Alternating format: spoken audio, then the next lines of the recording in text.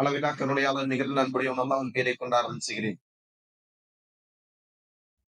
அல்லாஹ்வின் சாந்தியும் சமாதானம் நபிகள் நாயகம் ஸல்லல்லாஹு அலைஹி வஸல்லம் அவர்கள் மீதும் அவர்களுடைய வழிமுறையை பின்பற்றி வாழ்ந்த உத்தம சஹாபாக்கள், தாபீன்கள், தபல் தாபீன்கள், ஐமாக்கள், இன்னும் நல்லடியார்கள் அனைவரும் மீதும் குறிப்பாக அல்லாஹ்வின் இல்லத்தில்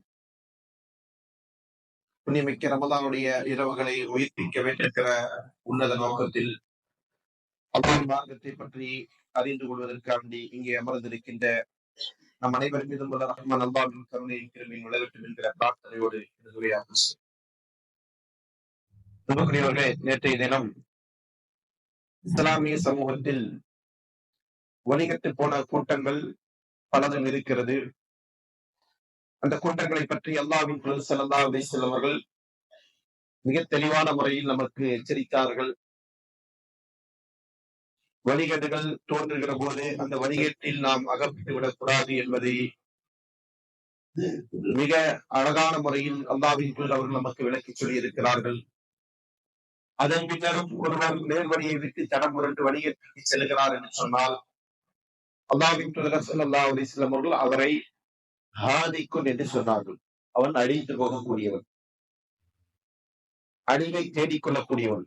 அப்படி உள்ளவர்கள் தான் நேரான மார்க்கம் அவருக்கு வந்ததற்கு பிறகு, சத்தியம் அவருக்கு கிடைத்ததற்கு பிறகு இந்த நேர்வழியிலிருந்து தடம் புரண்டு செல்வார், வணிகத்தை நோக்கி செல்வார் என்பதை நபி ஸல்லல்லாஹு அலைஹி வஸல்லம் அவர்கள் மிக தெளிவான முறையில் எடுத்துரைத்தார். அதே போன்று மனிதனை படைத்து அல்லாஹ் தஆலா இந்த பூமிக்கு அனுப்புகிற போது அல்லாஹ்விடம் ஷைத்தான் செய்த ஒரு உடன்படிக்கை, இவர்களை வழிகெடுப்பேன். வந்த வழிகேட்டை அவன் பல்வேறு ரூபத்தில் செய்ய இருக்கிறான் என்பதை அல்லாஹ் நமக்கு எச்சரித்திருக்கிறான். இந்த அல்லாஹ்வுடைய எச்சரிக்கையும் அல்லாஹ்வின் தூதர் ஸல்லல்லாஹு அலைஹி வஸல்லம் உபதேசத்தையும் நாம் புரிந்து கொள்ள பின்பற்ற தவறினால் அது நம்மை மிகப்பெரிய வழிகேட்டில் கொண்டு போய் தள்ளும் என்பதுதான் யதார்த்தம். அப்படியாக இந்த சமுதாயத்தில் வழிகேட்டு சென்றவர்கள்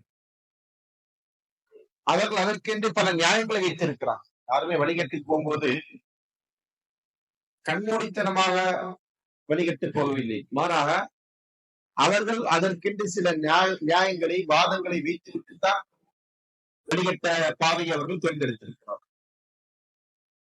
அப்படியாக இந்த சமுதாயத்தில் வழிகட்ட முதல் கூட்டம் யார்? அந்த முதல் கூட்டம் யாருக்கா தெரியுமா? யாருக்கா தெரியுமா யார் அந்த கூட்டம் என்று? அந்த கூட்டம் தான் ஹவாரிஜிகள். ஹவாரிஜ் என்கிற கூட்டம் இந்த சமுதாயத்தில் வழிகட்ட முதல் கூட்டம்.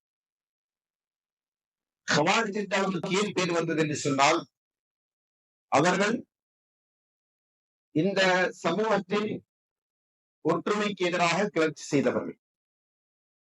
இந்த சமுதாயத்தின் முதல் தலைமுறை, முதல் தலைவர்கள் ஆகிய அந்த கூட்டத்திலிருந்து வெளியேறி சென்றார்கள். இவர்களுடைய விதத்து தான் முதலாவது தோன்றிய விதத். இந்த உம்மத்திலே தோன்றிய முதல் விதத் யாருடையது? ஹவாரிஜ். ஹவாரிஜ் என்று சொன்னால் ஹரஜ அப்படின்றதா இந்த வார்த்தையுடைய அசல் சொல். ஹரஜ் என்றால் வெளியேறினார் என்ற அர்த்தம். ஹரஜ என்று சொன்னால் வெளியேறுதல், கிளர்ச்சி செய்தல். ஹுரூஜ் என்கிற வார்த்தை அதிலிருந்து வரும், கிளர்ச்சி செய்தல். அப்போ இஸ்லாமிய ஆட்சிக்கு எதிராக கிளர்ச்சி செய்யக்கூடியவர்கள், இஸ்லாமிய தலைமைத்துவத்திற்கு எதிராக கிளர்ச்சி செய்யக்கூடியவர்கள், இஸ்லாமிய கூட்டமைப்பை விட்டு வெளியேறி செல்லக்கூடியவர்கள். இதுதான் இந்த வார்த்தைக்கான பொருள். இஸ்லாமிய ஆட்சி என்று சொன்னால் யாருடைய ஆட்சி குறிக்கிறது? சஹாபாக்கள். சஹாபாக்கள் வாழ்ந்து கொண்டிருக்கிற காலத்தில்தான் இந்த கூட்டம் உருவானது. ஹவாரிஜ் என்கிற கூட்டம் எங்க உருவானது? சஹாபாக்கள் ஹயாத்தோடு இருந்து கொண்டிருக்கிறவங்க. அப்ப இவர்கள் அதற்கு என்ன வாதங்களை வைத்தாங்கன்னு சொன்னா, குர்ஆனையும் சுன்னாவையும் நாங்கள் புரிந்து கொள்வோம், நாங்கள் புரிந்து கொள்வோம். அதற்கு எங்களுக்கு யாருடைய தேவையில்லை, சஹாபாக்குடைய தேவையெல்லாம் கிடையாது. அவர்கள் சொன்ன ஒரு கோட்பாடுதான் ஹும் ரிஜால் நஹ்னு ரிஜால். அவர்களும் மனிதர்கள், நாங்களும் மனிதர்கள். நீங்க இந்த உரை கேட்கிற போதே உங்களுக்கு என்ன செய்யலாம், இத சமகாலத்தில் பேசக்கூடிய சில கூட்டங்களை அடையாளம் காணலாம். அது அந்த கூட்டத்தை நம்ம மீட் பண்ணி நம்ம சொல்லல. யதார்த்தத்துல ஹவாரிஜிகளை பத்தி பேசுறோம். ஆனா அது என்ன செய்யும்? அந்த சித்தாந்தத்தை உடைய எல்லாரையும் அது பாதிக்கும், அது தாக்கும். அதுதான் யதார்த்தம். அந்த அடிப்படையில் ஹவாரிஜிகள் சொன்ன வாதம் என்ன? சஹாபாக்கள் மனிதர்கள், நாங்களும் மனிதர்கள். அவர்களுக்கு குர்ஆனும் ஹதீஸும் விளங்கும் என்று சொன்னால் அது எங்களுக்கும் விளங்கும். இங்க இருக்கக்கூடிய சில ஹவாரிஜிகள் என்ன சொல்லுவாங்க அப்படின்னா, சஹாபாக்களுக்கு வகி வருதா, அவங்களுக்கு மட்டும்தான் குர்ஆன் விளங்குமா, ஹதீஸ் விளங்குமா, அவங்களோட விளக்கம் எதற்கு தேவை என்றெல்லாம் என்ன செய்வாங்க? அவங்க இவங்க வியாக்கியானம் பேசுவாங்க. அதே போன்று அவர்களை விட நாங்க நல்லா புரிஞ்சுப்போம் அப்படின்னு கூட சொல்லுவாங்க. யாரை விட? சஹாபாக்களை விட எங்களுக்கு நல்லா விளங்கும். ஏன்னா சஹாபாக்களே தப்பா புரிஞ்சிருக்கிறாங்க. அதற்கான சில எடுத்துக்காட்டுகள்லாம் இருக்கு. உதாரணம் சொல்ல வேண்டும் என்று சொன்னால், அல்லாஹ் தஆலா இருக்கிறார், ரமலானை பற்றி நோன்பை பற்றி சொல்கிற போது, குலு வஷ்ரபு ஹத்தா யதபய்யன லக்குமுல் கைத்துல் அபியத் மினல் கைத்தில் அஸ்வத். வெள்ளை நூல் கருப்பு நூலிருந்து தெளிவாக தெரியும் வரை, கருப்பு நூலிருந்து வெள்ளை நூல் தெளிவாக தெரியும் வரை நீங்கள் செய்ய உண்ணுங்கள், பருகுங்கள் அப்படின்னு நல்லா சொல்றான். இந்த கருப்பு நூல் வெள்ளை நூல் என்பதை ஒரு நபித்தோழர் என்ன செய்யறாங்க? உண்மையாவே நூலை, 2 நூலை வச்சுக்கிட்டு தலையாணி பக்கத்துல வச்சு பார்த்துட்டு இருக்கிறாங்க. அப்ப அல்லாஹ் தஆலா இந்த வசனத்தில் சொல்லுகிற கருப்பு நூல் வெள்ளை நூல் என்பது எது? இரவுடைய இருளும் பகலுடைய வெளிச்சமும். இது ரெண்டுக்கும் தான் அல்லாஹ் நினைச்சான். இதை ஓமையா சொல்லி காட்டுறான். அந்த ஓமானத்தை புரியாமல் அவர்கள் நினைச்சாங்க இது போன்ற ஒரு செயலை செய்தார்கள். அப்ப இதை ஆதாரமா காட்டி இதை பாருங்க, சஹாபி தப்பா புரிஞ்சுக்கிட்டாங்க அப்படின்னு எடுத்துக்காட்டி என்ன செய்யுது? நாங்க அவங்களோட கூடுதல் புரிந்து கொள்ளக்கூடியவர்கள் என்ற வாதத்தை வைப்பாங்க. இப்படியான ஹவாரிஜிகள் நம்முடைய காலத்தில் வாழ்ந்து கொண்டிருக்கிறார். ஹவாரிஜ் என்கிற பேர்ல இல்லதான். பேர்ல ஒரு கூட்டம் இருக்கா? அது இருக்காது. ஏன் சொல்லுங்க? ஏன் அப்படி ஒரு கூட்டம் இல்ல? நீங்க வரலாற்றுல எடுத்து பார்த்தீங்கன்னு சொன்னா பல கூட்டங்கள் இல்ல, பல கூட்டங்கள் திருடுறதுக்குன்னு ஒரு கும்பல் இருக்கும், திருட்டு கும்பல் ஒரு கும்பல் இருக்கும் இல்லையா? அதே போன்று கொள்ளையர்கள் என்கிற ஒரு கும்பல் இருக்கும்.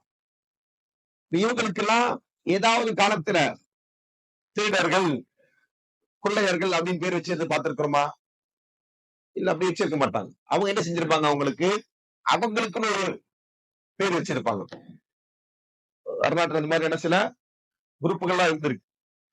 அவங்க என்ன செஞ்சிருப்பாங்க? அவங்க ஒரு லேபிள் வச்சிருப்பாங்க. அந்த லேபிள் ஒருபோது என்ன செய்யாது? அவர்களை திருடர்கள் என்றோ, கொள்ளையர்கள் என்றோ, கொலைகாரர்கள் என்றோ சுட்டி காட்டக்கூடிய விதத்தில் இருக்கவே இருக்காது. சரிங்களா? அவங்க போராட்ட குழு, உரிமையை மீட்கக்கூடிய குழு, உரிமையாளர் குழு, அப்படி என்ன செய்வாங்க? இப்படிதான் அடையாளப்படுத்துவாங்க. அதே போன்றுதான் ஹவாரிஜ் என்கிற பேரில் எந்த காலத்திலும் கூட்டம் இல்லை. ஆனால் அந்த கொள்கையை தாங்கி இருக்கிறவர்கள் எல்லா காலத்திலும் இருந்து கொண்டிருக்கிறார்கள். இப்ப இந்த அடிப்படையில் இஸ்லாமிய சமூகத்தின் ஒற்றுமையை சீர்குலைத்தவர்கள் தான் இந்த ஹவாரிஜிகள். இஸ்லாமிய ஆட்சிக்கு எதிராக கிளர்ச்சி செய்தவர்கள் தான் ஹவாரிஜிகள். இப்னு தைமிய்யா ரஹ்மத்துல்லாஹி சொன்னார்கள், தலம்மா ஷா ஃபில் உம்மத்தி அம்ருல் ஹவாரிஜ், சமூகத்தில் ஹவாரிஜுடைய விஷயம் பரவலான போது சஹாபாக்கள் அவர்களை பற்றி பேசினார்கள். அவர்களை குறித்து அல்லாஹ்வின் தூதர் ஸல்லல்லாஹு அலைஹி வஸல்லம் அவர்கள் கூறிய செய்திகளை அறிவித்தார்கள். குர்ஆனில் இந்த ஹவாரிஜுடைய வழிகேட்டை பற்றியும் அவர்களுடைய விதத்தை பற்றியும் பொதுவாக இருந்து கொண்டிருக்கிற செய்திகளை அவர்கள் தெளிவுபடுத்தினார்கள். அப்ப ஹவாரிஜுகள் என்பது ஏற்கனவே அடையாளப்படுத்தப்பட்டிருக்கின்ற ஒரு கூட்டம் என்றாலும் கூட அவர்களை பற்றி பின்னாடிதான் என்ன செய்றாங்க? அவர்களை பற்றி வர்ணனைகள் சொல்லுகிறார்கள். இந்த ஹவாரிஜுகள் யார் என்பதை பற்றி சொல்லும் போது நான் சொன்னதை போன்று குர்ஆன் சுன்னாவிற்கு எதிராக கிளர்ச்சி செய்தவர்கள், இஸ்லாமிய சமூகத்தின் ஒற்றுமையிலிருந்து விலகி சென்றவர்கள். இப்னு கஸீர் ரஹ்மத்துல்லாஹி சொல்லுகிறார்கள், சும்மு ஹவாரிஜ லிஹுரூஜிஹிம் அலா தஆத்தில் இமாம், இமாமிற்கு கட்டுப்படுவதை விட்டு அவர்கள் வெளியேறி சென்றதன் காரணமாக இவர்களுக்கு ஹவாரிஜ் என்று பெயர் சூட்டப்பட்டது.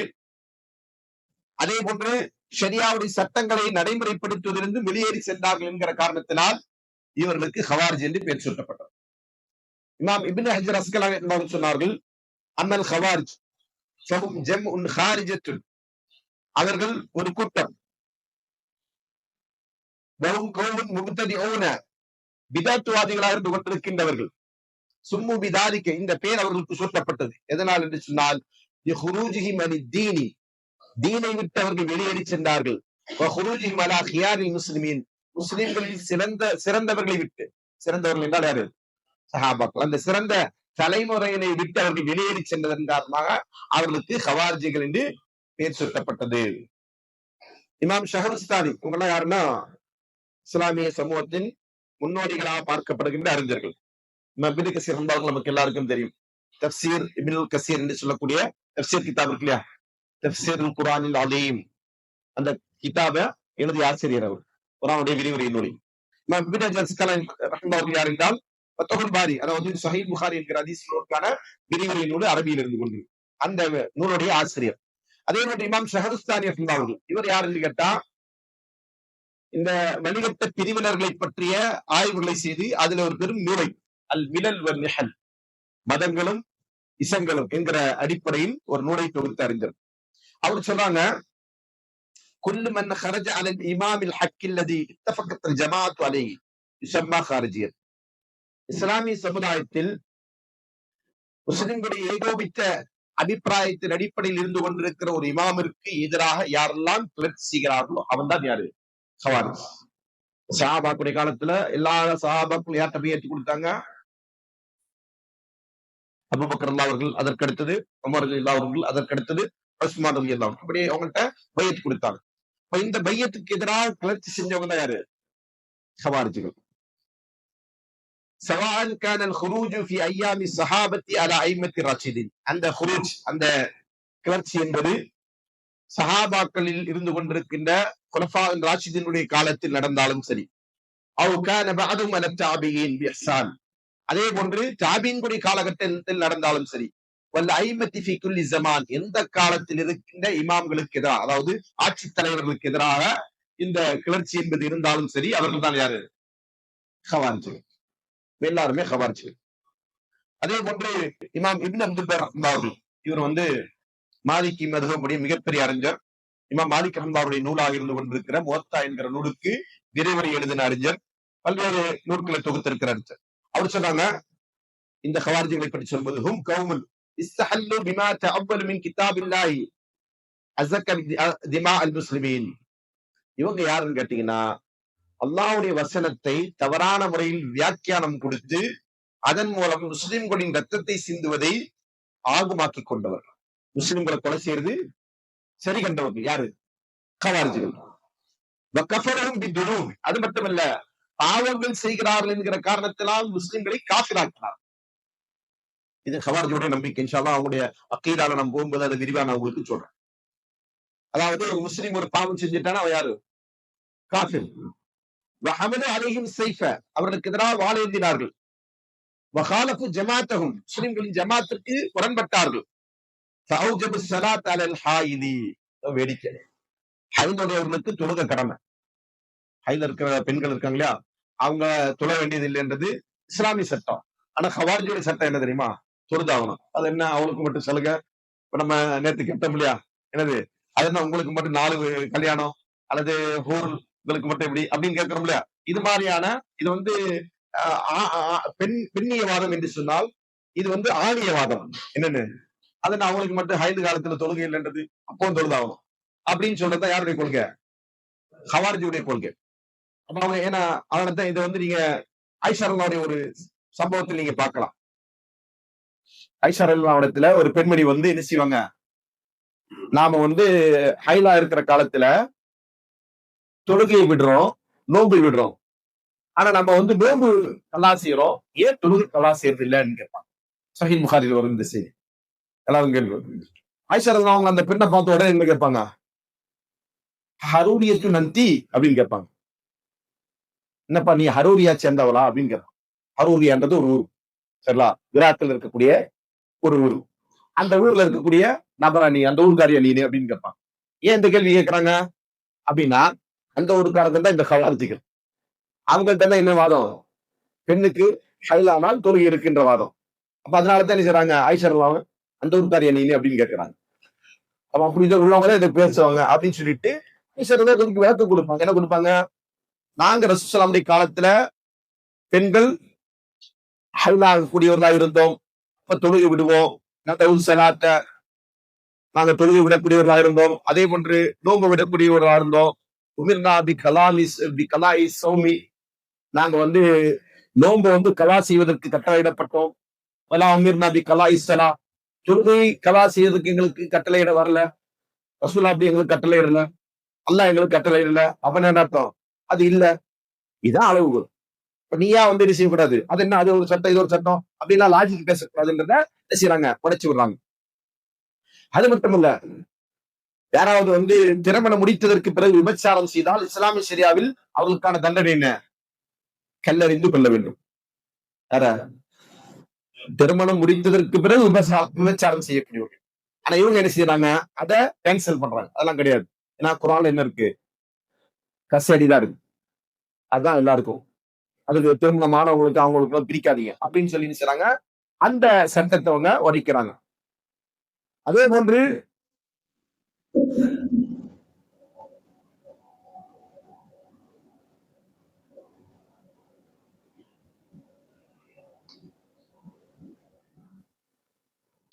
சுத்தத்துக்கு, அதாவது இப்ப நம்ம என்ன செய்யறோம், தைமம் செய்வோம்.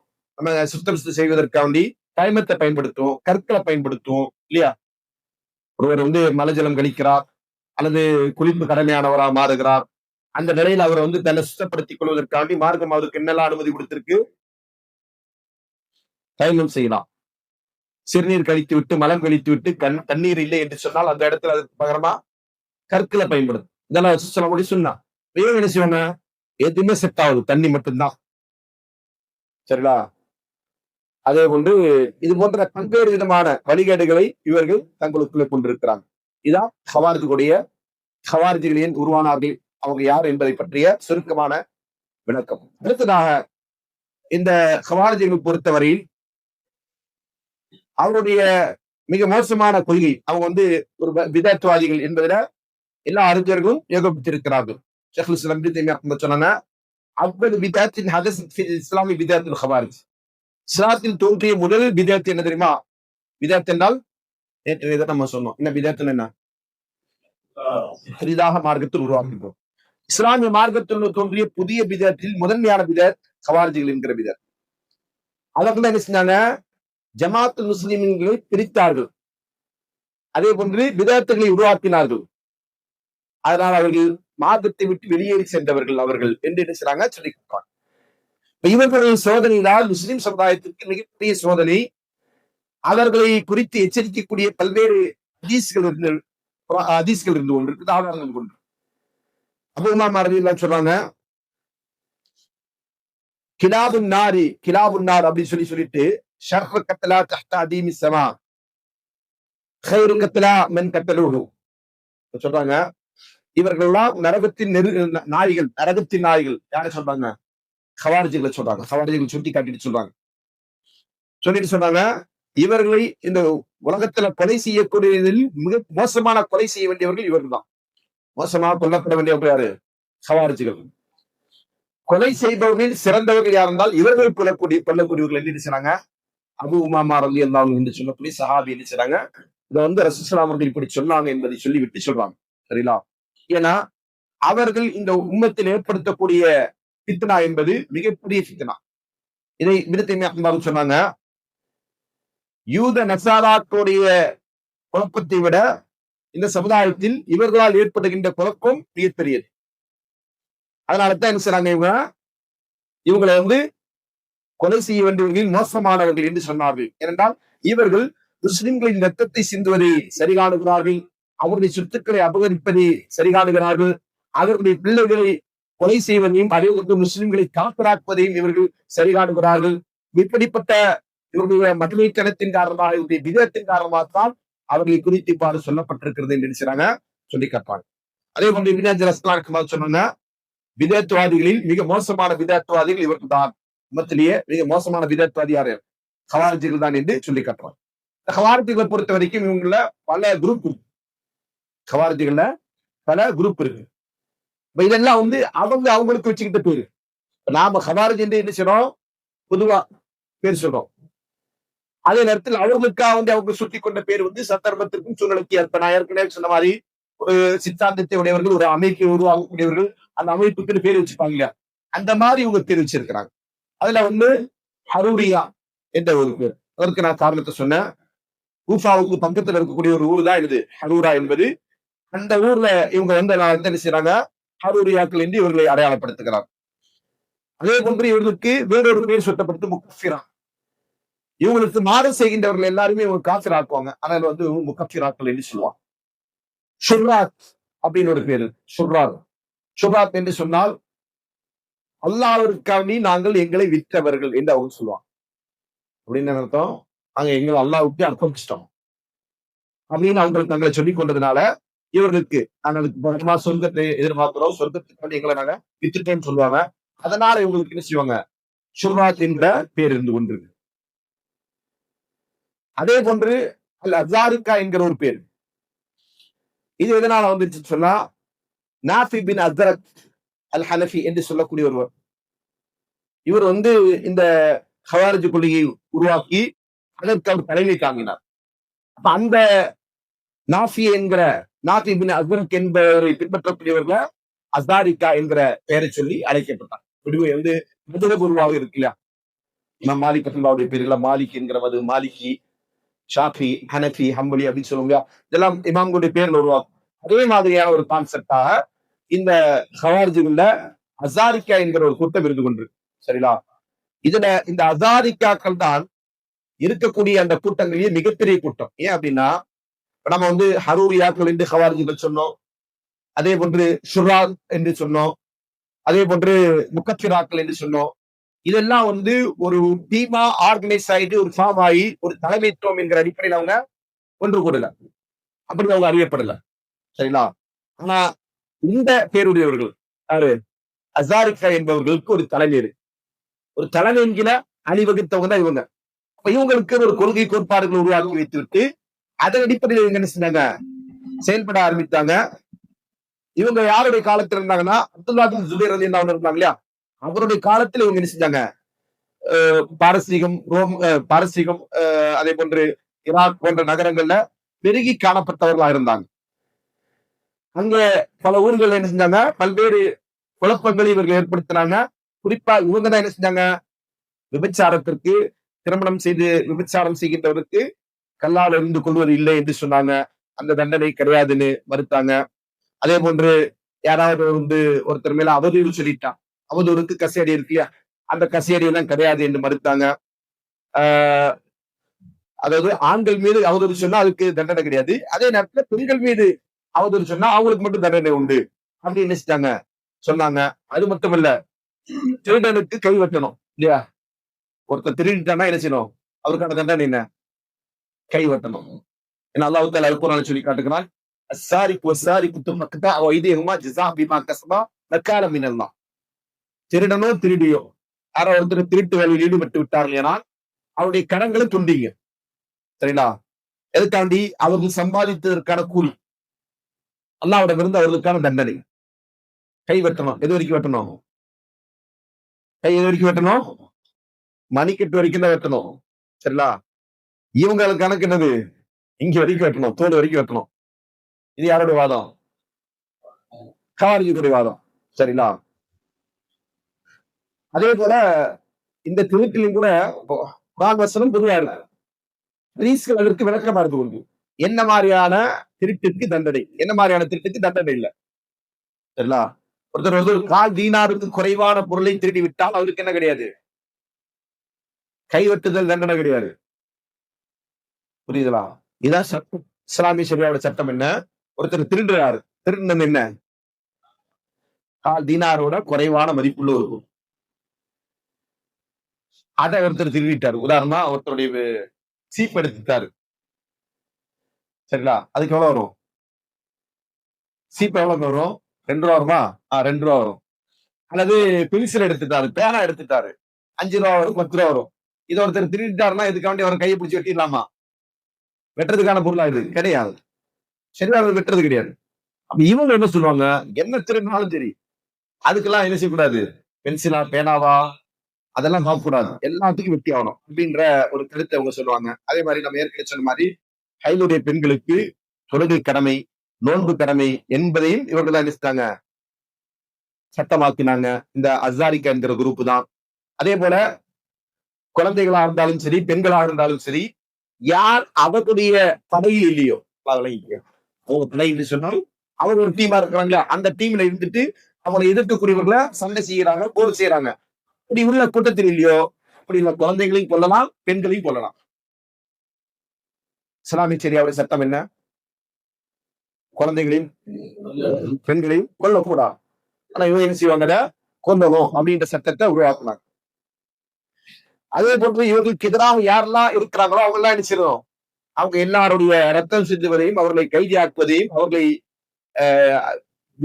கொலை செய்வதையும், அவர்களை விற்பதையும் எல்லாமே கூடுமானது என்று அவர்கள் வாதிட்டார்கள். சரிங்களா? அதே மாதிரி அவர்களுக்கு மாறு செய்யக்கூடியவர்கள், அவர்களுக்கு எதிராக இருந்து கொண்டிருக்கிறவர்கள், அவங்கெல்லாம் யாரு? முஷ்ரிக்குகள், இணை வைப்பாளர்கள். அவங்க எல்லாருமே நரகத்துல நிரந்தரமா இருப்பாங்க. சரிங்களா? அப்படி உள்ளவர்கள் வாழுகின்ற நாடு குஃப்ரான நாடு. உதாரணமா இன்னைக்கு அரபு நாடுகள் இருக்கு. அரபு நாடுகள் என்று சொன்னால் ஏறத்தாழ ஒரு 58-60 நாடுகள். அந்த நாடுகள் உள்ளவர்கள்லாம் யாரு? முஸ்லீம்கள். இப்ப அந்த நாட்டுல ஒரு நாடு வந்து கவாரிஜி நாடுன்னு வச்சுக்கீங்க. சரிங்களா? இந்த சுத்தி உள்ள நாடுகள்லாம் என்னது? கவாரிஜிகளை பொறுத்த வரைக்கும் முஷ்ரிக்குடைய நாடு. அவங்க நிரந்தர நரகவாசி. அவங்களை எதிர்த்து போர் செய்வது குழு, அவருடைய சொத்துக்களை சூறையாடுவது ஆகுமானது. சரிங்களா? அப்படின்னு சொல்லக்கூடியவர்களாக இவர்கள் இருந்தார்கள். சரிங்களா? அதே போன்று யாராவது ஒரு பெரும்பாவம் செய்து விட்டார், கொலை செய்வது, கொள்ளையடிப்பது, விபச்சாரம் செய்வது, திருடுவது போன்ற ஏதாவது பெரும்பாவத்தோரத்தை செஞ்சுட்டானா இவருடைய பார்வையில் அவர் காப்பிராயிட்டான், இஸ்லாத்தை விட்டு வெளியே போயிட்டான். அதனால அவன் யார் இருப்பான்னா நரகத்துல நிரந்தரமா இருப்பான் என்ற வாதம் இவர்களுக்கு இருக்கு. அதே போன்று அலி ரலியல்லாஹு அவர்கள் காப்பீர். இது யாருடைய கொள்கை? ஹவாரிஜிகளில் இருக்கக்கூடிய அசாரிக்காவுடைய கொள்கை. எல்லா ஹவாரிஜும் நம்ம சொல்லக்கூடாது.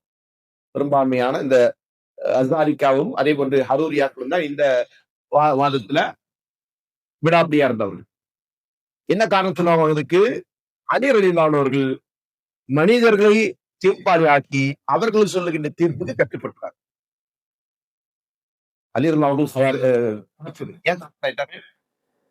மனிதர்களுக்கு மத்தியில் நடக்கின்ற பிரச்சனைகளுக்கு தீர்ப்பாளியாக மனிதர்களை ஏற்படுத்துகிறார்.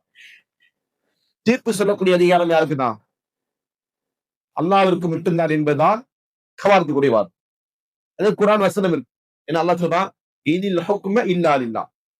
ஹுக்மு, தீர்ப்பளிக்கக்கூடிய அதிகாரம் அல்லாஹ்விற்கு மட்டுமே, ஆட்சி அதிகாரமும் அல்லாஹ்விற்கு மட்டுமே. இது அந்த வசனத்துடைய பொருள். அந்த வசனத்தை வைத்துக் கொண்டு இவங்க என்ன செய்றாங்க, அலி ரலியல்லாஹு அவர்களுக்கும் முஆவியா ரலியல்லாஹு அவர்களுக்கும் பிரச்சனை வந்த போது அந்த போரை சுமூகமா முடிப்பதற்காக சிஃபின் என்கிற போர், அந்த போரை வந்து அவங்க என்ன செய்றாங்க, சமாதானத்தின் அடிப்படையில் முடிக்கணும் என்பதற்காண்டி அவங்க என்ன செஞ்சாங்க, 2 தரப்பில இருந்தும் நீதிபதிகளை நியமிச்சாங்க.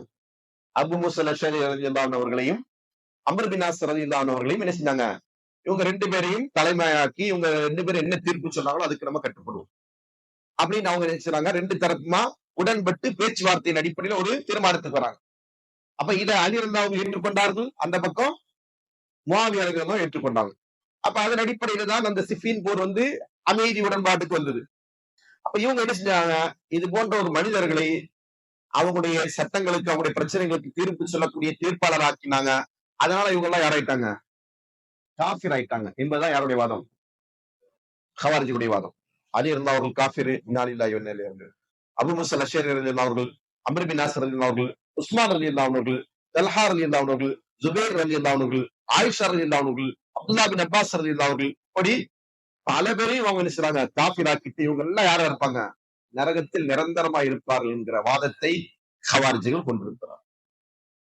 இப்படியான ஒரு அபத்தமான ஒரு கொள்கை இவரிடத்தில் இருந்து கொண்டிருக்கு. அதே போன்று இவங்களுடைய ஊர்களுக்கு யார் வந்து இவங்களுடைய நிலைப்பாட்டை ஏற்றுக்கொண்டு ஹிஜ்ரத் செய்து வரவில்லையோ அவங்க எல்லாம் முஷ்ரிக். எந்த அளவுக்குன்னா அவங்க வந்து ஹவாரிஜா இருந்தாலும் சரி, ஒரு ஹவாரிஜியுடைய நாடு இருக்கு, அந்த ஹவாரிஜியுடைய நாட்டிற்கு அல்லது ஊருக்கு இன்னொருவர் ஹவாரிஜா வேற ஊர்ல இருக்கிறார், அதே கொள்கையில் இருக்கிறார், ஆனா அவர் என்ன செய்யல, இந்த ஊருக்கு வரல அப்படின்னா அவர் யாரு? அவர் முஷ்ரிக். இங்க தமிழகத்துல பாத்தீங்கன்னு சொன்னா இந்த கொள்கை நான் ஏற்கனவே சொன்னேன் இல்லையா, சஹாபாக்களை விட நாங்க அதிகமா விளங்குவோம், சஹாபாக்களும் மனிதர்கள் தான், அவங்களுக்கு வகை எல்லாம் வரல அப்படின்னு வாதம் வச்சவர்கள் ஒரு காலத்துல, இப்ப அந்த நிலைப்பாட்டு வந்து மாறிட்டாங்க. ஒரு காலத்துல அவங்க என்ன சொன்னாங்க, யாரெல்லாம் அவங்க ஜமாத் இல்லையோ, யாரெல்லாம் அவங்க ஜமாத்துல தொழுகலையோ அவங்க எல்லாம் யாரு முஷிரிக் சொன்னாங்களா இல்லையா? சொல்லுங்க, மூத்தவங்க சொல்லுங்க, சொன்னாங்களா இல்லையா? பிரச்சாரம் பண்ணாங்களா இல்லையா? அவங்க எல்லாருமே முஷிரிக். இப்ப யாருடைய வாதம் இதெல்லாம்? இதெல்லாம் அவங்களுடைய பாட்டம் போட்டதான ஹவாரிஜுடைய கொள்கை. சரிங்களா? அந்த கொள்கையை தான் அவங்க என்ன செய்றாங்க, இங்க வந்து புதிய லேபிள்ல, புதிய பேர்ல, புதிய பேனர்ல என்ன செய்றாங்க, சொல்லி கொண்டிருக்கிறாங்களே தவிர வேற எந்த ஒரு மாற்றமும் அதில் இல்லை. சரிங்களா? அப்ப இந்த அடிப்படையில் பல்வேறு விதமான வழிகேட்டை இந்த சமூகத்தில் தோற்றுவித்தவர்கள் தான் ஹவாரிஜிகள். இந்த ஹவாரிஜுடைய சமகால பதிப்புகள் இதெல்லாம் வந்து நம்ம இப்ப சொல்றது யாரு, ஷுர்ராத்துகளும் அசாரிக்காவும் ஹரூரியாக்களும் முக்கஃபிராக்களும் இவங்கெல்லாம் யாரு, அந்த காலத்துல வாழ்ந்தவங்க, சஹாபாக்கள் வாழ்ந்து கொண்டிருக்கிற காலத்தில் வாழ்ந்தவங்க. சரிங்களா? இவங்க செஞ்ச ஒரு மிகப்பெரிய ஃபித்னா என்ன தெரியுமா?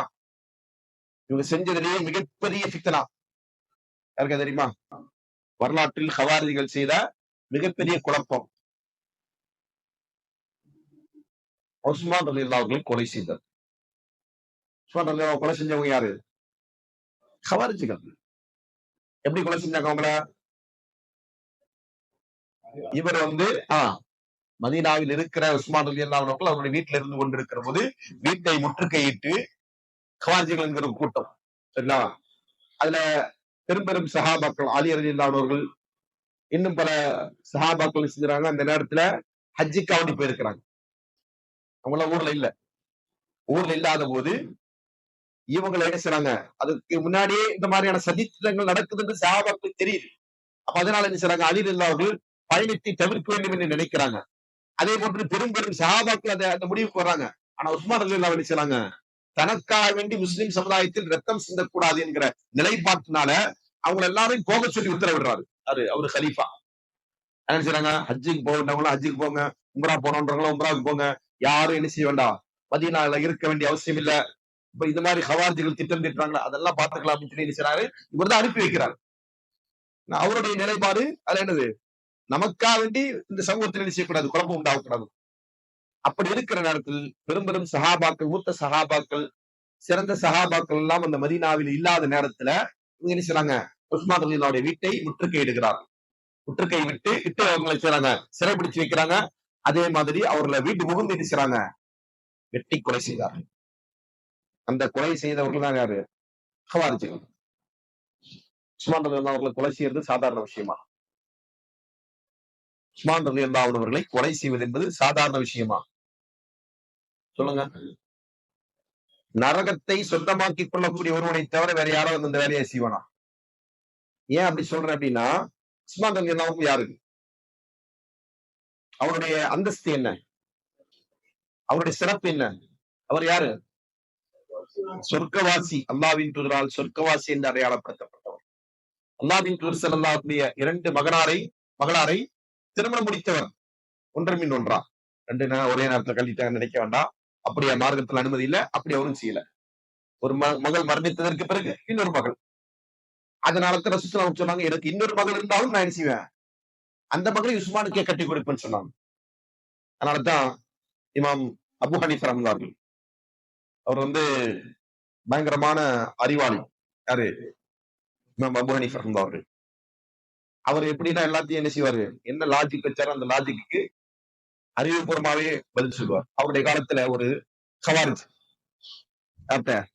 இமாமுடைய காலத்துல ஒரு ஹவாரிஜி இமாமிட்ட வந்துட்டு என்ன செய்றாங்க, என் பொண்ணுக்கு மாப்பிள்ளை வேணும்னு சொல்லி கேட்கிறார். யாருக்கு, அவரு பொண்ணுக்கு. இந்த ஆள் ஹவாரிஜின்னு யாருக்கு தெரியும், இமாம் அபு ஹனீஃபா ரஹ்மத்துல்லாஹி தெரியும். அப்ப இமாம் அபு ஹனீஃபா ரஹ்மத்துல்லாஹி என்ன செய்வாரு, ஒரு மாப்பிள்ளை இருக்க, ஒரு பையன் இருக்கிறான். பையன் எப்படின்னா பர்ஃபெக்ட், ரொம்ப நல்ல பையன். சரிங்களா? எந்த அளவுக்கு நல்ல பையனா, குர்ஆன மனப்பாடம் பண்ணி இருக்கிறான், நிறைய குர்ஆன் ஓதுவாரு, தர்மங்களை வாரி வாரி இணைப்பாரு, இரவெல்லாம் நின்று தொழுவாரு. சரியா? அப்ப இப்படிப்பட்ட ஒரு மாப்பிள்ளைய வந்து வேணான்னா யாரும் சொல்லுவாங்களா? இப்படி ஒரு மாப்பிள்ள இருக்குன்னு ஆஃபர் வந்தா பொண்ணை பத்தவங்க எல்லாம் என்ன செய்வீங்க? என்ன செய்வோம்? நான் ரெடி தானே சொல்லுவோம். அப்போ இவரு இந்த ஹவாரி என்ன செய்யறாரு? அப்படியா, உடனே பேசுங்க. ஆனா ஒரு பிரச்சனை இருக்கு அப்படின்னாரு. என்ன பிரச்சனை அப்படின்னு? அந்த பையன் ஒரு யூதன் அப்படின்னு சொல்றாரு. அந்த பையன் ஒரு யூதன் அப்படின்னு அவனுக்கு அப்படியே அந்த ஆளுக்கு அப்படியே கடுமையா கோவம் வந்து, என்ன என்ன கிண்டல் பண்றீங்களா என்ன? என்ன நினைச்சு நீங்க பேசுறீங்க? நான் என் பொண்ணுக்கு ஒரு முஸ்லிமான பையனை கேட்டா நீங்க குர்ஆன் ஓதுவீங்க, இதெல்லாம் செய்வீங்கன்னு சொல்லி, ஆனா அவன் யூதன் சொல்றீங்க அப்படின்னு சொல்லிட்டு, நான் நீங்க எல்லாரும் மதிக்கிற ஒரு ஆளா இருக்குன்னு பாக்குறேன், இல்லைன்னா நடக்கிறது வேற அப்படின்னு. அப்போ இமாம் அவர்கள் கூப்பிட்டு கேட்பாங்க, நீ ஏன் உன் பொண்ண குர்ஆன் ஓத தெரிஞ்சிருந்தாலும், பெரும் செல்வந்தனா இருந்தாலும், நிறைய தர்மம் செய்யக்கூடியவனா இருந்தாலும், ஒரு யூதனை கட்டி கொடுக்க மாட்டல? ரசூல் ஸல்லல்லாஹு அலைஹி வஸல்லம் தன்னுடைய 2 மகளை கட்டி கொடுத்த ஒருத்தர் யாரு? அவரை பத்தி உன்னோட நிலைப்பாடு என்ன அப்படின்னு கேட்பார். இப்படியான கேள்வி செருப்பால் அடிச்சு கேள்வி கேட்கறது இல்லையா? அந்த மாதிரி என்ன செய்வாரு? அவரை பத்தி உன் நிலைப்பாடு என்ன? ஏன்னா அவங்க என்ன சொல்லிட்டு இருந்தாங்க? அவர் யாரு? உஸ்மான் ரலியல்லாஹு அன்ஹு யாரு? நரகவாசி என்பதான் அவருடைய வாதம். இப்ப அல்லாஹ்வின் தூதர் சொர்க்கவாசி என்று சொன்னவரை, அல்லாஹ்வின் தூதர் ஸல்லல்லாஹு அலைஹி வஸல்லம் மகள்களை திருமணம் முடித்து கொடுத்தவரை, இந்த உம்மத்திற்கு அவர் செய்த சேவை என்பது அளப்பரியது. இந்த அளவுக்குன்னா ரசூல் ஸல்லல்லாஹு சொன்னாங்க, சில போர்களுக்கு வந்து ரசூல் ஸல்லல்லாஹு அவர்கள் உதவி கேட்கிறாங்க. ஒவ்வொரு சஹாபாக்களும் அவங்களால என்றதை கொடுக்குறாங்க. உஸ்மான் ரலியல்லாஹு அன்ஹு செய்றாங்க, 4000 ஒட்டகங்கள், 4000 தீனார்கள் அப்படின்னு செய்றாங்க, அள்ளி கொண்டு கொட்டுறாங்க. கொட்டியதற்கு பிறகு ரசூல் ஸல்லல்லாஹு சொன்னாங்க, மா வர்ர உஸ்மான் மா ஃபஅல பஅதா. இதற்கு பிறகு உஸ்மான் ரலியல்லாஹு என்ன செஞ்சாலுமே அவருக்கு அது என்ன கிடையாது, குற்றமாகாது. லைசன்ஸ். எதுக்கு லைசன்ஸ்? என்ன தப்பு செஞ்சாலும் அல்லாஹ் அவர்கிட்ட தப்புன்ற கணக்குல கொண்டு வர மாட்டான் அப்படின்றதுக்கான லைசன்ஸ். அதுக்கு அர்த்தம் அவங்க செஞ்சாலும் கிடையாது, செய்யல. உஸ்மான் அவர்கள் கொல்லப்படுகிற போது அவங்க என்ன செஞ்சு கொண்டிருந்தாங்க? குர்ஆன் ஓதி கொண்டிருந்தார்கள். வரலாறு பதிவு செய்திருக்கிறார். அப்படியான ஒரு நபித்தோழரை குறித்து உங்களுடைய பார்வை என்ன? அவர் காஃபிர். இந்த வாதத்தை சொல்லித்தான் அவர்களை கொலை செய்தார்கள். இந்த வாதத்தை சொல்லித்தான் என்ன செஞ்சாங்க? ஹவாரிஜிகள் உஸ்மான் ரலியல்லாஹு அவர்களை கொலை செஞ்சாங்க. இப்படிப்பட்ட அக்கிரமக்கார கூட்டம், அநியாயக்கார கூட்டம் தான் யாரு? ஹவாரிஜ் என்கிற கூட்டம். அப்ப இந்த ஹவாரிஜிகளை பொறுத்தவரையில் இந்த சமுதாயத்தில் அவர்களின் மூலமா ஏற்பட்டிருக்கின்ற ஃபித்னாக்கள் கொஞ்ச நெஞ்சம் இல்ல. உடைய ஃபித்னா வந்து அதிபயங்கரமானது. அந்த ஃபித்னாவை நாம் அறிந்து கொள்ளாமல் போனால் நாமும் அது போன்ற ஃபித்னாவில் அகப்படுவதற்கு வாய்ப்பு இருக்கு. இந்த ஹவாரிஜிகள் எல்லாம் கடந்த காலத்துல வாழ்ந்தவங்கன்னு சொன்னா, சமகாலத்தில் இதே இந்த ஹவாரிஜிய கொள்கையை பின்பற்றக்கூடியவர்கள் தான் யாரு? ஒரு சில அமைப்புகள், பேர் சொல்லவே செய்யணும், எல்லாம் தெரியாது. இதுல முதன்மையா வரக்கூடியவங்க யாரு சொன்னா, ISIS. ISISக்கு தான் என்ன சொல்லுவாங்க அரபில? சுருக்கமா தாயிஷ்ன்னு சொல்லுவாங்க. தௌலா இஸ்லாமியா ஷாமி வல் இராக், இராக் வஷாம், இராக்கி வஷாம் என்பதுதான் என்னது அரபில அதற்கு. தௌலா இஸ்லாமியான்னு சொன்னா இஸ்லாமிக் ஸ்டேட், அதான் Islamic State of Iraq and Syria, அதான் என்னது இங்கிலீஷ்ல அந்த பேரு ISIS. இவங்க யாரு? ஹவாரிஜிகள், சமகாலத்துடைய ஹவாரிஜிகள். அதே மாதிரி தான் அல் ஜபஹத்துல் இஸ்லாமியா என்று சொல்லக்கூடிய அமைப்பு. இவங்க யாருன்னா மிஸ்ர்ல இருக்கிறவங்க. இந்த அமைப்பும் யாரு? முழுக்க முழுக்க ஹவாரிஜுடைய கொள்கை கொண்டவர். ஹவாரிஜுடைய கொள்கையில ஆபத்தான கொள்கை கொண்டவர்கள். இதற்கு உதாரணம் சொல்லணும்னா ISIS உடைய செயல் தான் நமக்கு வெட்ட வெளிச்சமா எல்லாருக்கும் தெரியும் இல்லையா? ISIS கொன்று குவிச்சது யாரை கொன்று குவிச்சது? யாரை கொன்றது? முஸ்லிம்களை தான் கொன்றது. ISIS போயிட்டு என்ன செய்யல? யூதனையோ அல்லது எதிரிகளையோ கொல்லல, அல்லது இஸ்லாமிய மார்க்கத்தை நிலைநாட்டுவதற்காண்டி அவங்க சில போர் செய்யவில்லை. அவங்க செஞ்சதெல்லாம் முஸ்லிம்களை அழிப்பதற்காண்டி, முஸ்லிம்களை கொலை செய்வதற்காக. ஈராக்கிலும் சிரியாவிலும் நடத்திய கொலைகளுக்கு பின்னால் ISIS உடைய கரங்கள் இருக்கு. பல கொலைகளுக்கு பின்னால் அவங்க யாரு? வாதம் வச்சது என்ன? நாங்க தான் வந்து சொன்னோம், நம்ம மக்களுடைய அறியாமைன்னு சொன்னா கருப்பு பிளாக் ஏந்திட்டு வந்துட்டாங்க. உடனே இவங்க தான் யாரு? ரசூலுல்லாஹ் சொன்ன மஹதி கூட்டம், அல்லது சொர்க்கத்துக்கு போற கூட்டம், அல்லது ஹிலாஃபாத்தை உருவாக்கக்கூடிய கூட்டம், இப்படி என்ன செய்வாங்க? சில குருட்டு நம்பிக்கையின் அடிப்படையில இது போன்ற அணிகளுக்கு பின்னால் சேரக்கூடிய ஒரு மடமைத்தனம் மக்கள்கிட்ட இருக்கு.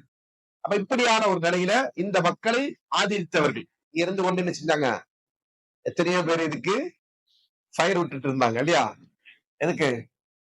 ISIS-க்கு வீடியோஸ் ஷேர் பண்றது என்ன, அங்க அவங்க ஏதாவது செய்யறாங்கன்னு தெரிஞ்சு அட்டாக் பண்றாங்கன்னு தெரிஞ்சு வீடியோ வந்துச்சுன்னா அது கீழே கமாண்ட் எடுத்திருந்த அல்லாஹ் அக்பர் மாஷா அல்லாஹ் சுப்ஹானல்லாஹ் இதோ இஸ்லாம் என்னது உலகத்தை ஆள போகுது இனிமே அப்படின்ற மாதிரி என்ன செய்யுது, அதுக்கு பின்னூட்டங்களை எழுதி கொண்டிருந்தவர்கள் எத்தனையோ பேர்.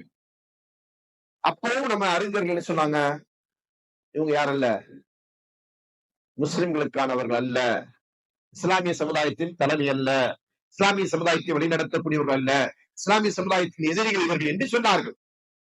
சொன்ன உடனே அந்த சொல்லக்கூடிய உலமாக்கள் எல்லாம் யார் தெரியுமா உங்களுடைய பார்வையில? யார் சொல்லுங்க? யூத கைக்கூலிகள்.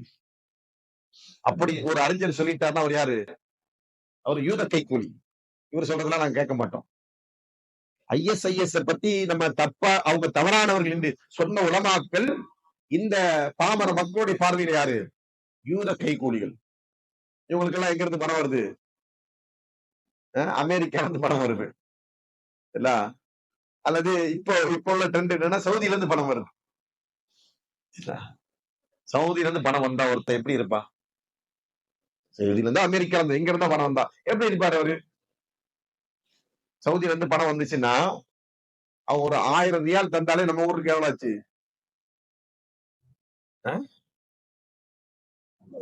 30,000 ரூபாய் ஆச்சு அமௌண்ட். 25,000 ரூபாய் வந்துடும் 1000 ரூபாய் தந்தாலே, 1000 ரியால் தந்தாலே.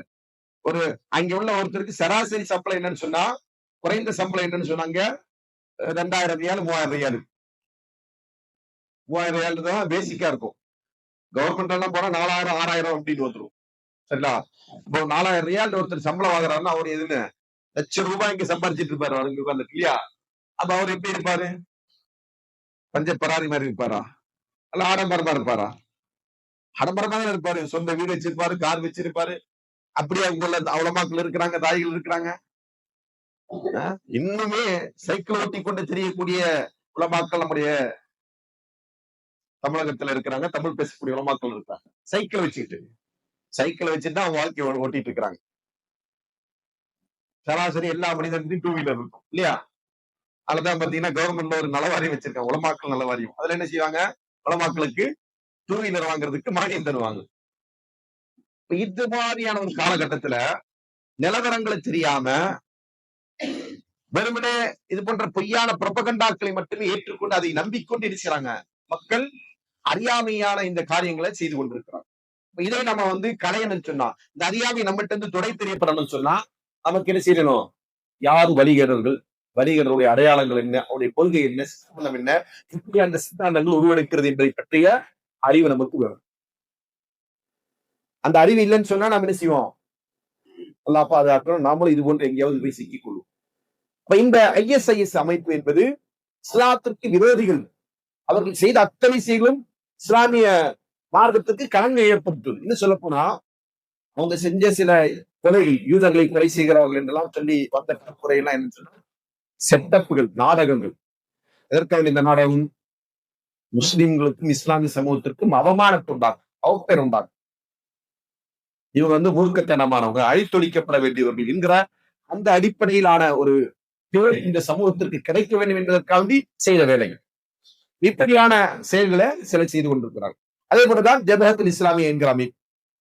அதே போன்று சமகாலத்தில் இருக்கக்கூடிய வேறு சில அமைப்புகள் இருக்கு. இஹ்வான் முஸ்லிமீன் என்கிற அமைப்பு, ஹிஸ்புத் தஹ்ரீர் என்கிற அமைப்பு.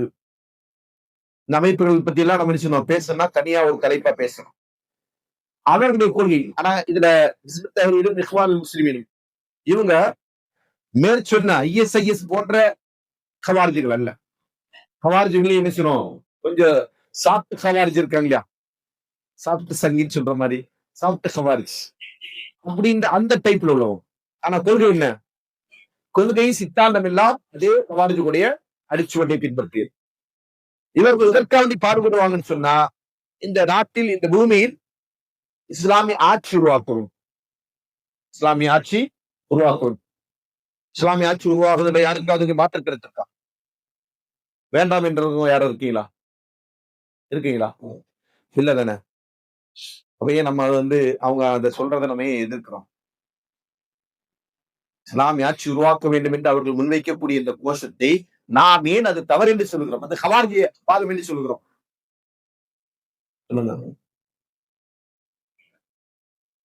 என்ன காரணம்?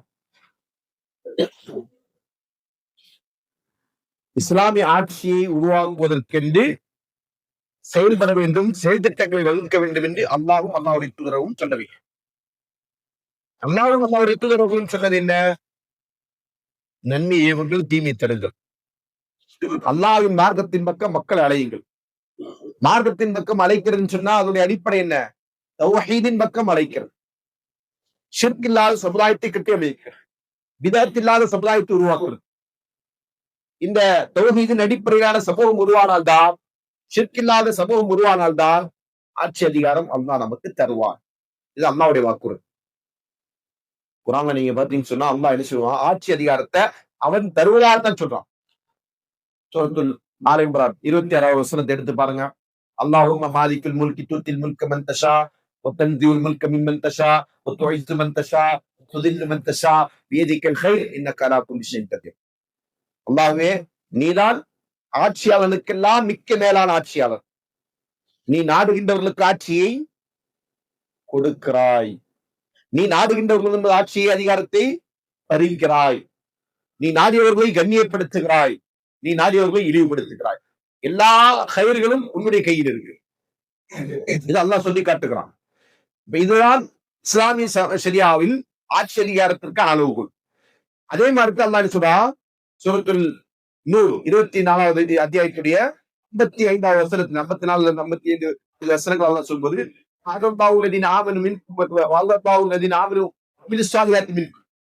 உங்கள் ஈமான் கொண்டு யாரெல்லாம் அமல் சாலியாத் செய்கிறார்களோ, நல்ல அமல்களை செய்கிறார்களோ, உங்களுக்கு முன்பிருந்தவர்களை எப்படி அல்லாஹ் தஆலா ஆட்சியாளர்களாக ஆக்கினானோ அதே போன்று உங்களுக்கு ஆட்சி அதிகாரத்தை வழங்குவது அல்லாஹ் வாக்களிக்கிறார். ஈமான் கொண்டு அமல் சாலியாத் செஞ்சா அல்லாஹ் என்ன செய்யறான்? ஆட்சி அதிகாரத்தை தர என்று வாக்களிக்கிறான்.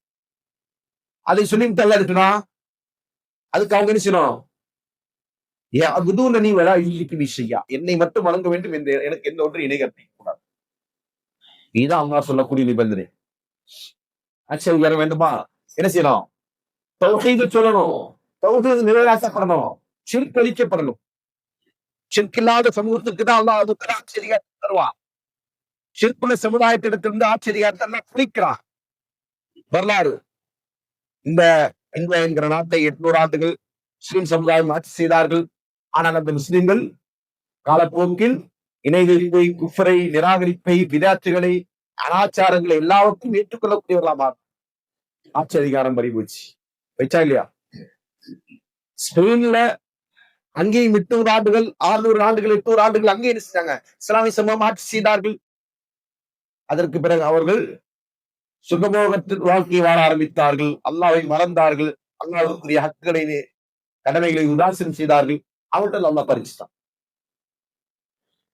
அதே போன்று துருக்கிய உஸ்மானிய ஹிலாஃபா என்று சொல்லக்கூடிய பேரளவில் தான் அப்படி ஒரு தலைமைத்துவம் இருந்தது. அந்த தலைமைத்துவம் எப்படி ஆயிடுச்சு?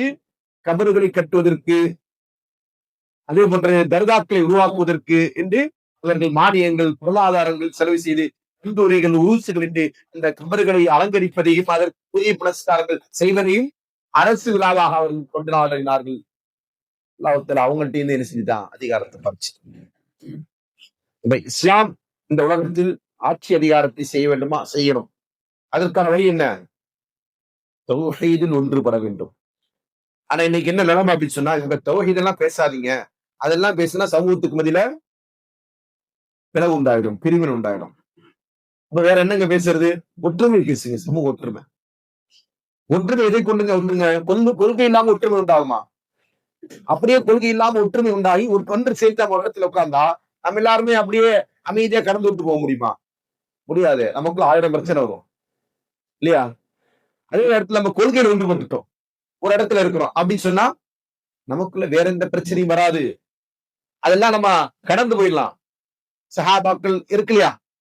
அபூபக்கர் அவர்கள் ஆட்சி காலத்தில் உமர் அவர்கள் அவரிடத்துல பல்வேறு விஷயங்களுக்கு ஆலோசனை செய்வார்கள். சில விஷயங்களில் உமர் அவர்கள் அவர்களுக்கு முரண்படுவார்கள். முரம்பெற்றாலும் கூட என்ன செய்வாங்க, தலைவர் அவர் என்பதற்காண்டி கட்டுப்படுவாங்க. சொல்லி காட்டுறாங்க. சஹாபாக்கள் சில சந்தர்ப்பத்துல என்ன செய்யுங்க, அபூபக்கர் இப்படி செஞ்சாங்க அப்படிங்க ஒண்ணு சொல்லலையே, எனக்கு அப்ப உடன்பாடு இல்லை அப்படின்னு. உடன்பாடு இல்லாம தான் இருந்தது அப்படின்னு. அதே போட்டுதான் உமர்மாவுடைய காலத்திலும் பல சஹாபாக்கள் சொன்னாங்க, பல்வேறு விஷயங்கள் உடன்படாமலும் அவ்வளவு ஒன்றுபட்டு பயணித்திருக்கிறார்கள். காரணம் என்ன? கொள்கையால் ஒன்றுபட்டவர்கள், தௌஹீதுக்காக வாழ்ந்தவர்கள், சத்தியத்திற்காக வாழ்ந்தவர்கள். அதனால் அவங்களுக்கு ஏற்படக்கூடிய மற்ற மனக்கஷ்டங்கள் எல்லாம் அவருக்கு எளிதாக கடந்து விட்டு சென்றார். அல்லாஹ்வுக்காக. அதெல்லாம் அவங்க எப்படி பார்த்தாங்க? அல்லாஹ்வுக்காண்டி விட்டுக் கொடுக்கும். கொள்கையில நம்ம ஒன்றுபடலைன்னு சொன்னா வேற எதில் ஒன்றுபட்டும் நமக்கு பிரயோஜனம் இல்லை. நான் கொள்கை கொடுத்ததான் இந்த சமுதாயத்துக்கெல்லாம் வெற்றியை தரான். அப்படிதானே? வெற்றி எதை கொண்டு நல்லா வாக்களிக்கிறான்? கொள்கையை கொண்டு. எப்படி சொன்னாங்க? கூறு லா இலாஹ இல்லல்லாஹ் துஃப்லிஹூன். லா இலாஹ இல்லல்லாஹ் சொல்லுங்க, வெற்றி அடைவீங்க சொன்னாங்க ரசூலுல்லாஹி அவர்கள். லா இலாஹ இல்லல்லாஹ் சொல்லுங்க, வெற்றி அடைவீங்க. என்ன அர்த்தம்? கொள்கைக்கு வந்தால் நீங்க வெற்றி. கொள்கை இல்லைன்னா வெற்றி இல்ல. ஆட்சி அதிகாரம் தான் வேண்டும் என்றிருந்தால் ரசூலுல்லாஹி அவர்கள் மக்காவில் இருக்கிற போது ஆட்சி அதிகாரத்தை பெற்றிருக்க கூடும் தானே? அவங்க கேட்டாங்களா இல்லையா ரசூலுல்லாஹி இடத்துல? உங்க ஆட்சி அதிகாரம் வேண்டுமா, ஒரு ஆட்சி தலைவர் ஆக்கணுமா, ஆக்கிடுவோம். ஆனா என்ன செய்யக்கூடாது, நீங்க லா இலாஹ இல்லல்லாஹ் என்பதை பிரச்சாரம் செய்யக்கூடாது. அப்படின்னு அர்த்தம். தௌஹீத பேசக்கூடாது. தௌஹீத பேசாம நீங்க இருந்துட்டீங்கன்னா உங்களை ஆட்சி அதிகாரத்தை தர்றோம், அல்லது உங்களுக்கு செல்வத்தை தரணுமா அதை தரோம், பெண்கள் அழகான பெண்களை திருமணம் முடித்து வைக்கணுமா அதை செய்யறோம், என்ன வேணாலும் செய்யறோம். ஆனா ரசூலுல்லாஹ் என்ன சொன்னாங்க அந்த இடத்துல? எதற்கும் உடன்பட முடியாது. கொள்கை சொல்றது சொல்லித்தான் இருக்கிறார். நீங்கள் வணங்குவதை நாம் வணங்கக்கூடியவன் அல்ல, வணங்க மாற்றேன் அப்படி என்ன செஞ்சாங்க? தௌஹீதுதான் அடிப்படை. இந்த அடிப்படைக்கு மாற்றமான சித்தாந்தம் தான் சவாரிஜினால் முன்வைக்கப்பட்ட ஆட்சி அதிகாரம் அல்லாஹ்விற்கே என்கிற வாதம். உங்களுக்கு பின்னாடி இதுக்கு பின்னாடி ஒளிஞ்சிருக்கக்கூடிய வாதம் என்ன? ஆட்சி அதிகாரம் அல்லாஹ்விற்கு. அதனால பூமியில என்ன செய்யணும்? அல்லாஹ்வுடைய ஆட்சி தான் இருக்கணும், ஷரியாவுடைய ஆட்சி தான் இருக்கணும். அல்லாஹ் அப்படி நினைச்சிருந்தான்னா இந்த உலகத்துல வேற ஒருத்தர் ஆட்சிக்கு வர முடியுமா? சொல்லுங்க. அமெரிக்காவை ட்ரம்ப் ஆள முடியுமா? இந்தியாவை மோடி ஆள முடியுமா? முடியுமா? முடியாது. ஏன்? அல்லாஹ் இவங்களை எல்லாம் என்ன செஞ்சிருவான்? ஒண்ணு உங்களை முஸ்லீம் ஆக்குவான், இல்லையா இவங்கள்ட்ட அல்ல ஆட்சி குடிக்காம வச்சுக்குவான். அல்லாவுக்கு முடியும் தானது, அல்லாவுக்கு எளிதான காரியம் தானது. அல்லாஹ் இந்த பூமியில் இந்த மார்க்கம் எப்படி நிலைத்திருக்க வேண்டும் என்பதற்கான ஒரு அளவுகளை தந்திருக்கு. அதனால தான் ரசூலுல்லாஹி ஸல்லல்லாஹு அலைஹி வஸல்லம் சொன்னாங்க, மறுமையில நபிமார்கள் வருவாங்க. ஏத்தி நபியும் வலைஸமா வஹதுன், ஒரு நபி வருவாங்க மறுமையில. நபியோடு அவர் ஈமான் கொண்ட ஒருத்தர் கூட இருக்க மாட்டான்.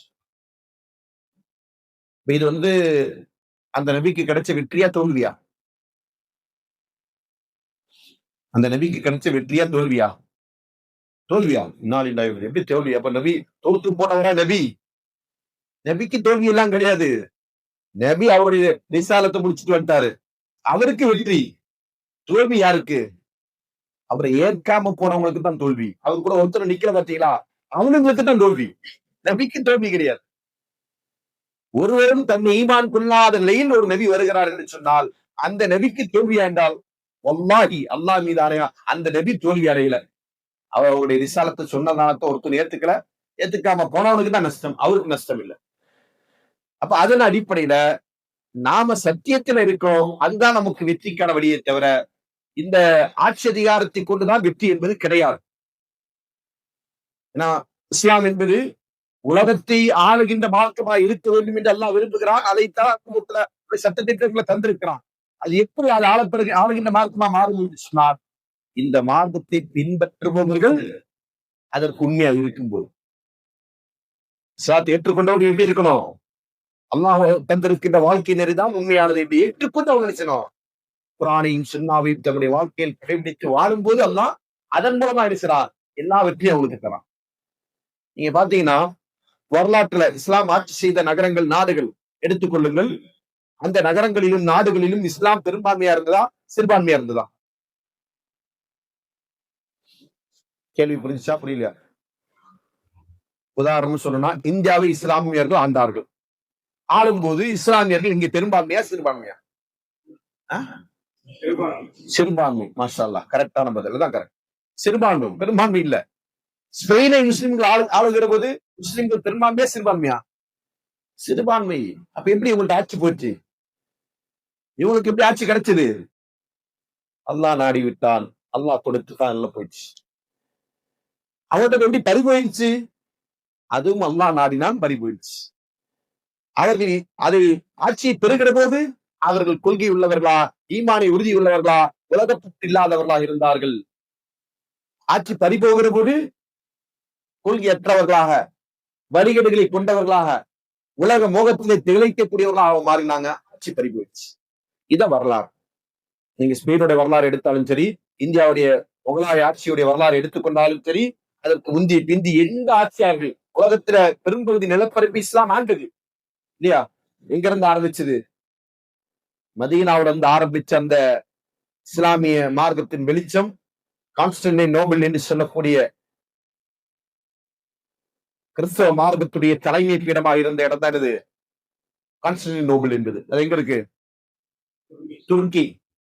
துருக்கியுடைய இஸ்தான்புல் தான் என்னது கான்ஸ்டன்டைன் நோபல். அந்த இஸ்தான்புல் வரைக்கும் என்னது இஸ்லாம் பரவிடுச்சு. எப்படி பரவிடுச்சு? கொள்கையால தானங்க பரவிடுச்சு. அந்த கொள்கை தாக்கம் தான் இவர்களிடத்தில் இருந்து கொண்டிருக்கிற நேர்மை, சத்தியம், வாய்மை, இவர்கள் அப்பளிக்கட்டவர்களா, உலகப்பற்றின்மையில் வாழ்கின்றவர்களா இருக்கின்ற காரணத்தினால் அல்லாஹ் அவர்களுக்கு கொடுத்த உயர்வு சிறப்பு. அதை இழந்துட்டோம். முஸ்லிம்களுடைய எல்லா கண்ணியமும் பாழாகிவிட்டது. அல்லாஹ் பாதுகாப்பு. இப்படியான குழப்பங்களை இவர்கள் உருவாக்கி கொண்டிருக்கிறார்கள். யாரு? ஹவாரிஜிகள்.